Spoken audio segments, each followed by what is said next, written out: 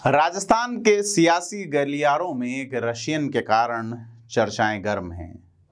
राजनीतिक माहौल गरमाया हुआ है। कहा जा रहा है एक नेता जो कि सत्ताधारी पार्टी से हैं, रशियन के साथ होटल में थे। कांग्रेस प्रवक्ता सुप्रिया श्रीनेत की सोशल मीडिया पोस्ट से मामला गरमाया है। अब इस मामले पर सोशल मीडिया के प्लेटफॉर्म्स पे भाजपा के नेता घिर रहे हैं। नेता का नाम फिलहाल सामने नहीं आया है, अंदर खाने चीजें हैं भी, लेकिन बड़े कद्दावर नेता हैं। अधिकतर चर्चा का विषय प्रदेश में आजकल यही है कि कौन सा नेता है जो रशियन के चक्कर में फंस गया है। यदि वह बड़े स्तर का है और बड़े ओहदे वाला नेता है तो उस नेता के खिलाफ क्या कुछ कार्रवाई बनेगी। कहा जा रहा है विदेश दौरे से लौटे नेताजी दिल्ली के एक होटल में आराम फरमा रहे थे। मेरिडियन लाइन वैसे तो राजस्थान से नहीं निकलती, लेकिन मेरिडियन होटल का नाम आया है और कहा जा रहा है कि रशियन नागरिक की मौजूदगी रही। यह सिर्फ कथित चीज़ें हैं और कहा जा रहा है कि यह घटनाक्रम होटल के सीसीटीवी में भी कैद हैं। अब हाईकमान तक आरोप पहुंचे हैं, नेताजी की सांसें फूली हैं, लेकिन अभी तक इस नाम को लेकर किसी ने सीधा खुलासा नहीं किया है। क्या असर पड़ेगा राजस्थान की राजनीति पे? नमस्कार, मैं प्रदीप हूं, आप थिंक 360 देख रहे हैं। राजस्थान में मंत्रिमंडल विस्तार या मंत्रिमंडल रीशफल अभी तक एक बड़ा इशू है। अभी तक पहले ये कहा जा रहा था लोकसभा चुनाव के बाद करेंगे, लेकिन हुआ नहीं। अब हरियाणा चुनाव चल रहा है, लेकिन चुनाव के जस्ट बाद ऐसा माना जा रहा है, हरियाणा के चुनाव के जस्ट बाद, कि राजस्थान में बड़े पैमाने पर बदलाव हो सकता है। किरोड़ी लाल मीणा इस्तीफा देके भाजपा के जो राजनीतिक तार हैं उनको कुछ ज़्यादा ही कस गए और इसी बीच कुछ और मामले भी आए जिसमें राजस्थान के उप मुख्यमंत्री प्रेमचंद बैरवा के बेटे और कांग्रेस नेता पुष्पेंद्र भारद्वाज की एक साथ एक कार में मौजूदगी, साथ ही उसका पुलिस द्वारा जो है वो एस्कॉर्ट करना एक बड़ा मामला बना। इसके बाद प्रेमचंद बैरवा ने सफाई दी है और कहा है उनके बेटे नाबालिग हैं और उनसे गलती से ये हुआ। यही नहीं, प्रेमचंद बैरवा जो हैं उन्होंने रामचंद्र बैरवा को रजिस्ट्रार बनाने की सिफारिश की है रेरा में। अब ब्यूरोक्रेसी के हाथ पांव भी फूले कि आप जिनकी सिफारिश कर रहे हैं उन्होंने तो आवेदन ही नहीं दिया। तो प्रेमचंद बैरवा भी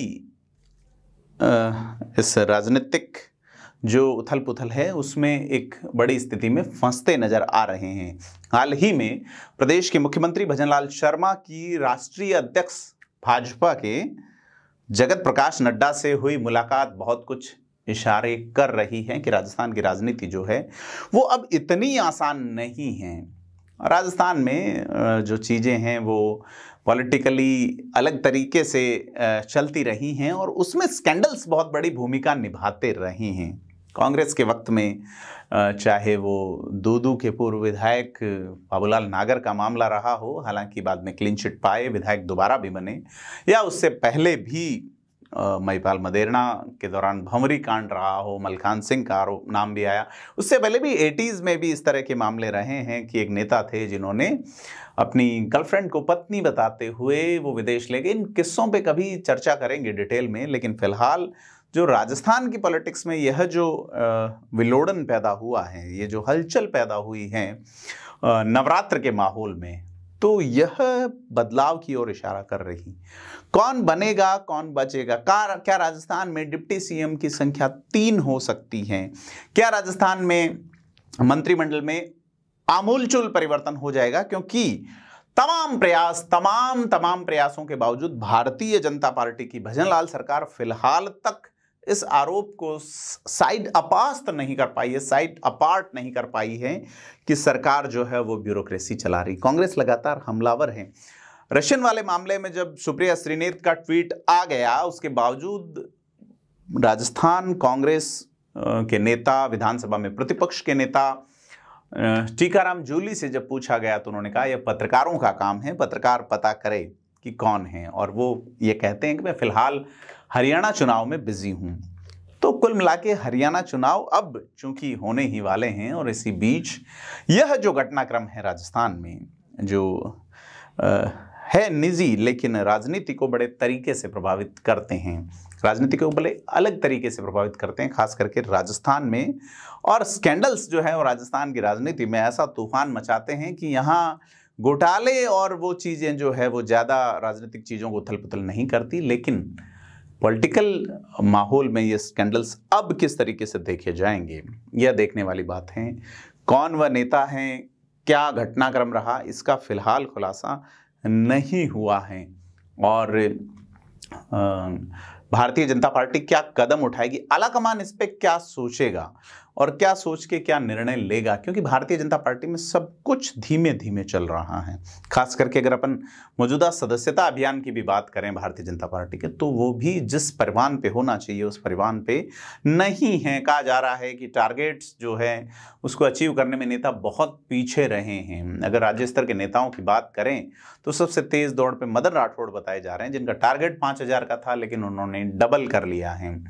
गोपाल शर्मा जो कि सिविल लाइन्स से विधायक हैं, आदर्श नगर जो इलाका है वहाँ पे, या डिप्टी सीएम दिया कुमारी जयपुर में जो सदस्य बने हैं उनमें टॉप 1-2 में चल रही हैं। साथ ही सबसे पीछे जो है वो प्रेमचंद बैरवा हैं, 2-2 में जो रिपोर्ट है।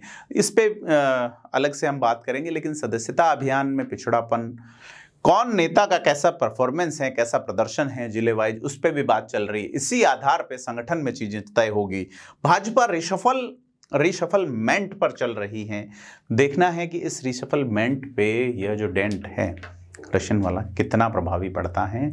आपको क्या लगता है, राजनीतिक शुचिताओं में इस तरह के आरोपों और उन आरोपों के जवाबों को लेकर आप क्या सोचते हैं, कमेंट करके बताएं। वीडियो को लाइक करें, शेयर करें और चैनल को सब्सक्राइब जरूर करें। धन्यवाद।